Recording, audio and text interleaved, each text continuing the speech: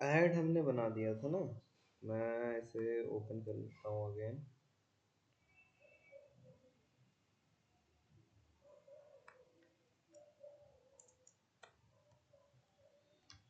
हमने ऐड बना दिया था ना।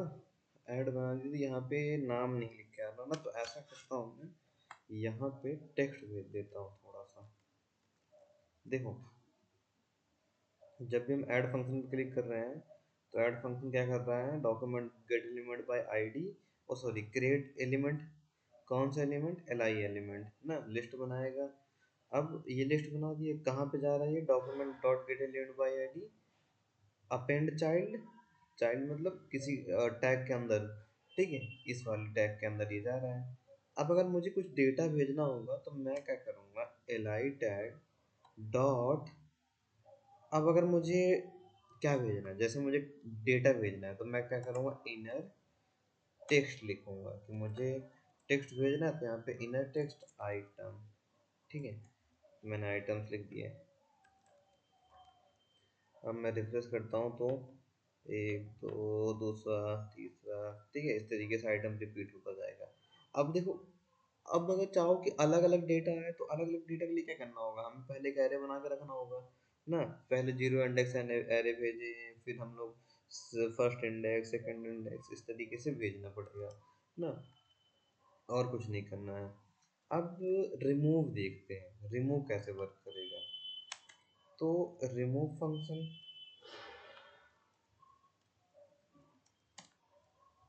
लेट, मैं बनाता हूँ लिस्ट ना, क्योंकि हमें लिस्ट को रिमूव करना है, तो document dot get element by ID, gate element by ID कौन सी आईडी, हमको ये लिस्ट वाली आईडी चाहिए, क्योंकि हमें इसी लिस्ट से ही डेटा को रिमूव करना है। लिस्ट मैंने ले ली, और अब मैं क्या करूँगा, ओके, यहाँ पे मैंने फंक्शन लिखना भूल गया, फंक्शन ये हो गया। अब मैं कहूँगा इफ लिस्ट की क्या निकालूंगा,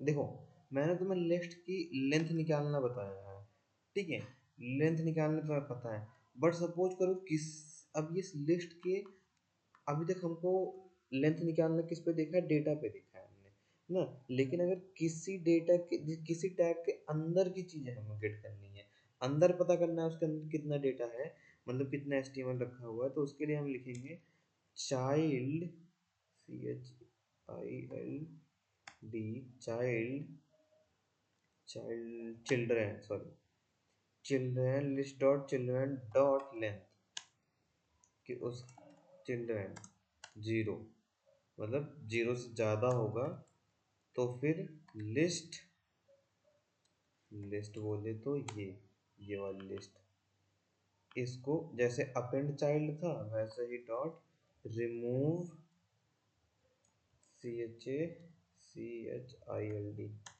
चाइल्ड। अब रिमूव चाइल्ड कौन सा, list, list dot last child ना, उल्टा रिमूव हो, ऐसा नहीं क्लिक करते सारा रिमूव हो जाए, अगर हम इसको नहीं लगाएंगे तो ये पूरा का पूरा रिमूव कर देगा, बट मैंने बोला लिस्ट का हमेशा लास्ट चाइल्ड, तो वो लास्ट चाइल्ड निकालेगा, रिमूव करेगा। जैसे मैं रिफ्रेश किया हूँ पेज को, मैंने ये बना दिया, अब मैं क्या करूँगा, देखिए नीचे से रिमूव हो रहा है वन बाय वन करके, ये हो गया हमारा क्रिएट, एलिमेंट को क्रिएट करना और रिमूव करना। इतना सीख चुके हो कि एलिमेंट को रिमूव कैसे करते हैं, अब क्रिएट कैसे करते हैं। इसके बाद हमारे पास होता है इवेंट, इवेंट, ठीक है। अब इवेंट क्या होता है, जैसे मैं अगर इस पे क्लिक कर रहा हूँ तो ये एक इवेंट तो कॉल हो रहा है, बट जैसे सपोज करो मैंने क्या किया है, देखो मैंने इवेंट फंक्शन यहाँ बना दिया है ना, इवेंट फंक्शन में जो भी इवेंट हमारा हो रहा है, जैसे ये राइट क्लिक हो रहा है ये एक इवेंट है, डबल क्लिक करूँ वो इवेंट है, सिलेक्ट कर लूँ ये भी एक इवेंट है ना, माउस स्क्रॉल डाउन करना, ये सारे सारे इवेंट होते हैं। तो इवेंट कैसे हैंडल करते हैं डॉम के साथ, जैसे सपोज करो मैं तुम्हें एक यहाँ पे 7.html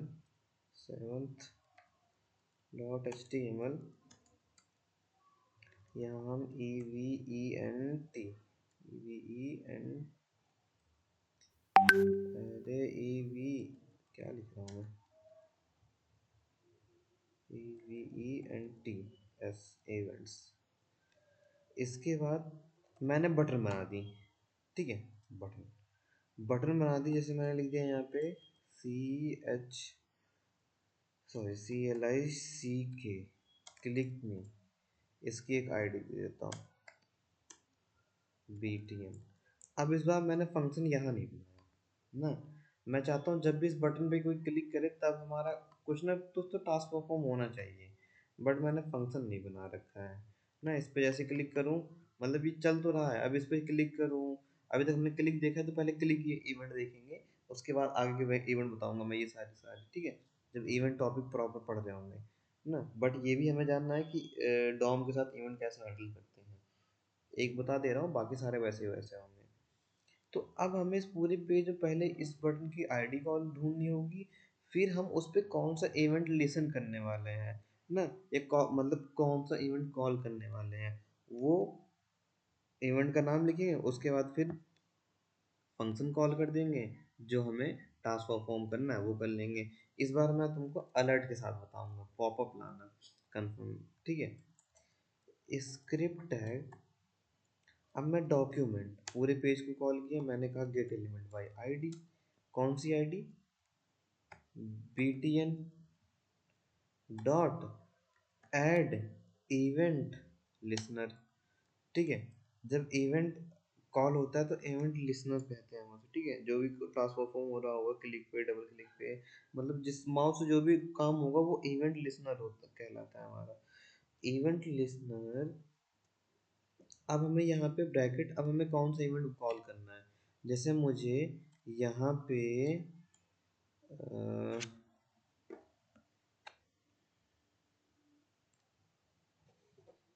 एक सेकेंड, मैंने गलती कर दी थोड़ी सी, क्या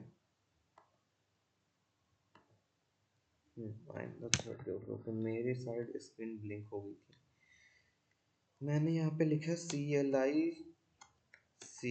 अब यह इसमें जो भी तुम्हें इवेंट कॉल करना है, ये जो भी इवेंट हो, क्लिक होगा, डबल क्लिक होगा, होवर करना होगा, वो सारे सारे यहाँ पर लिखे जाएंगे। उसके बाद फंक्शन, देन फंक्शन को कॉल करना, ऑलमोस्ट पता ही है इस तरीके से।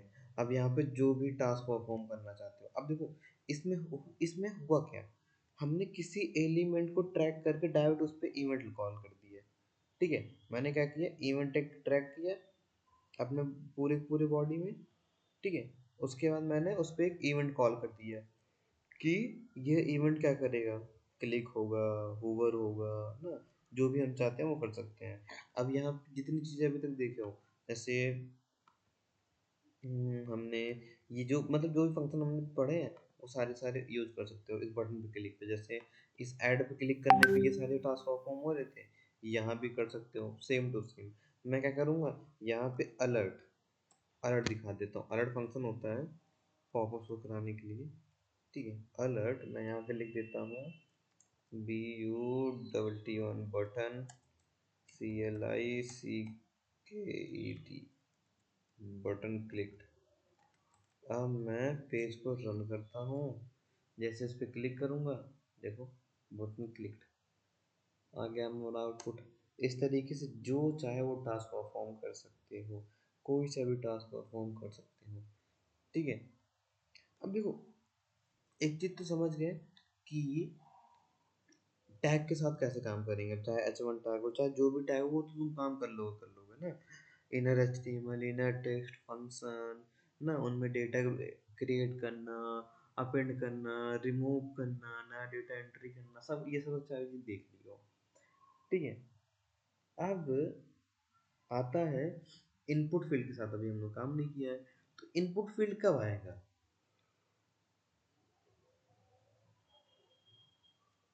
इनपुट फील्ड कब बनता है? इनपुट फील्ड तभी आता है जब फॉर्म क्रिएट होता है।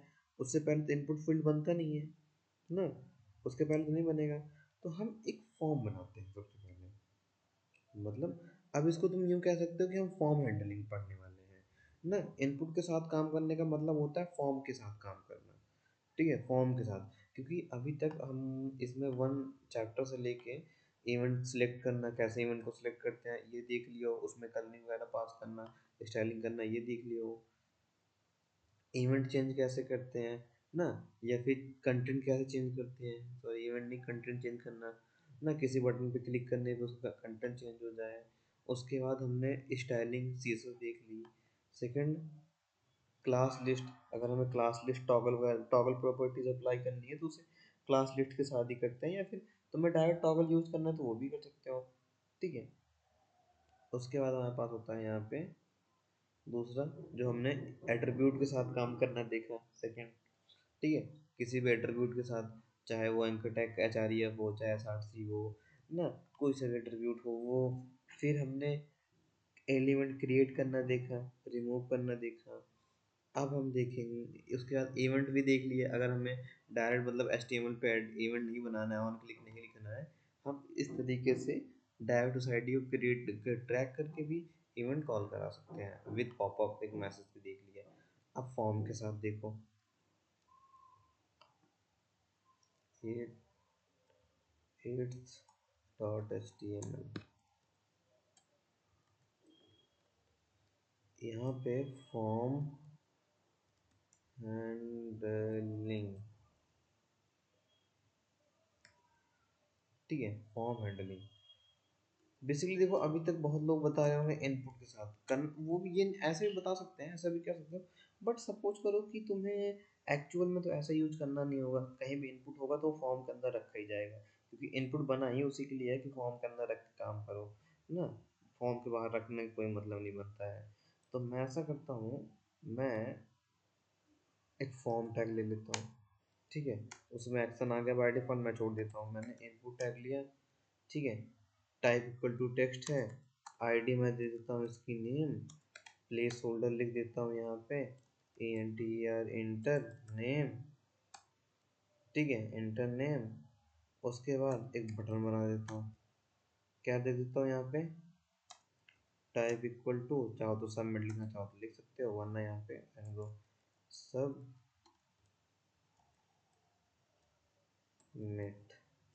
ठीक है, सबमिट। अब मैं अगर इस पेज को रन करूँ, ये है, इस पे क्लिक जैसे ही करूँगा, यहाँ क्यों, यहाँ पे देखोगे ना एक क्वेश्चन मार्क आ जाएगा, देखना ध्यान से, जैसे क्लिक किया क्वेश्चन मार्क ऐड हो गया, तो कह रहा है ठीक है पेज तो रन कर दिया, मैं आगे भी बढ़ गया हूँ, लेकिन क्या क्या डेटा दूँ आपको, या फिर मैं कहाँ पे जाऊँ, कहाँ परफॉर्म करूँ ना, क्योंकि यहाँ पे एक्शन पास है, एक्शन यहाँ पे पास है, अगर ये एक्शन हटा दूँ मैं, अब देखो ऊपर कोई क्वेश्चन मार्क नहीं है, मैंने एक्शन हटा दिया, मैं जब क्लिक करूंगा तो ये कुछ, ये अभी भी क्या कहेगा, डायरेक्ट क्वेश्चन मार्क पूछेगा, हाँ ठीक है, क्या कहाँ जाना चाहते हो, या क्या टाटा क्या वर्क करना चाहते हो, वो पूछेगा ही पूछेगा, ठीक है। तो इसके लिए फॉर्म हैंडलिंग चीज आती है।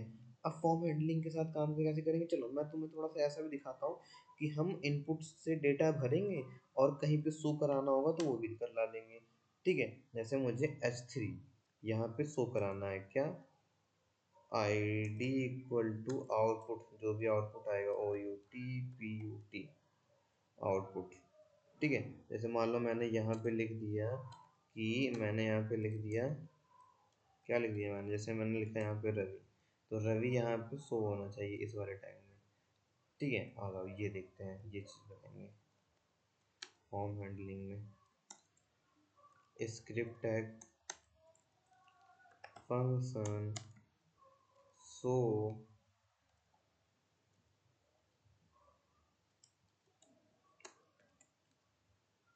ठीक। अब आपको आपको लग रहा होगा तुम फंक्शन शो बनेगा कहाँ पे, बता रहा हूँ, शो फंक्शन कहाँ बनेगा, बटन पे तो नहीं बनाऊंगा मैं, ठीक है।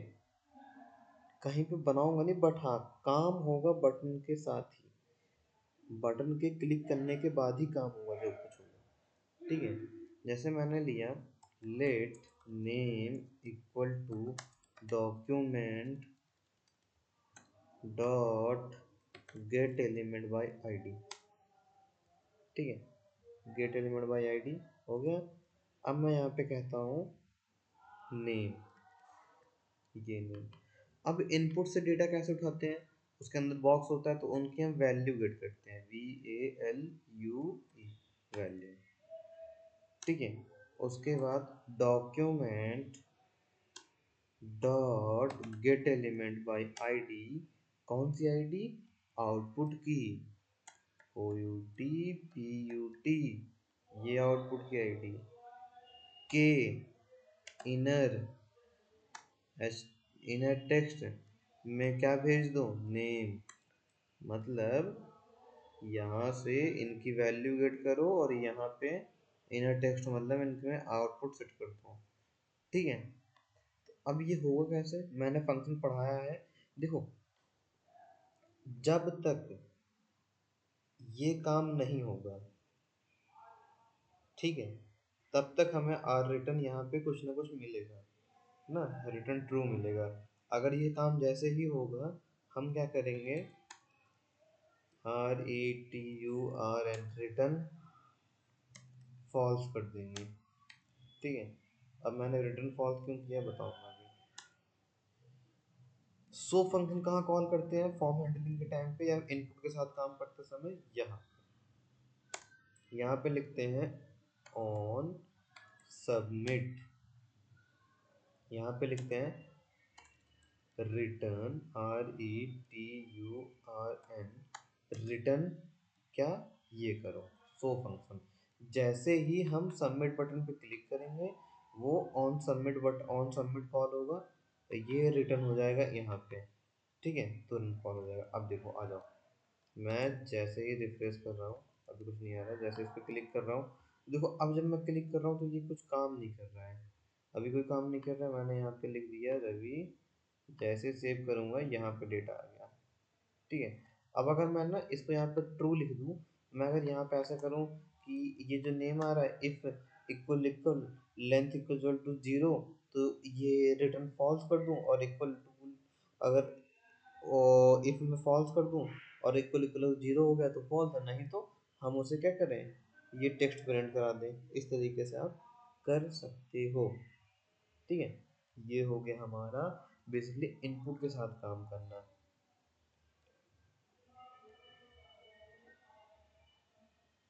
इसके बाद आता है डॉम ट्रैवर्सिंग, मतलब एक डेटा को आगे पीछे रिमूव करना। ठीक है, फर्स्ट इंडेक्स, जैसे सपोज करो मैंने बहुत सारे डेटा बना दिए, अब मैं चाहता हूँ पहला वाला दूसरा तीसरा ऐसे ही अप डाउन हो, उसको हम कहते हैं इवेंट, या फिर इवेंट नहीं, डॉम ट्रैवर्सिंग। ठीक है, ये टॉपिक हम लोग यूँ समझ लो बाद में देखेंगे, पहले तुम लोग इतना करो, इतना करने के बाद फिर हमें बताओ ना, या तो हम इस पे भी तुमको थोड़ा बहुत और टास्क देते हैं कि क्या क्या करना चाहिए, या तो फिर पढ़ाने के बाद ये एकदम प्रॉपर लास्ट में टास्क देते हैं एक टू जेड। ठीक, बस अभी के लिए इतना ही काफ़ी है।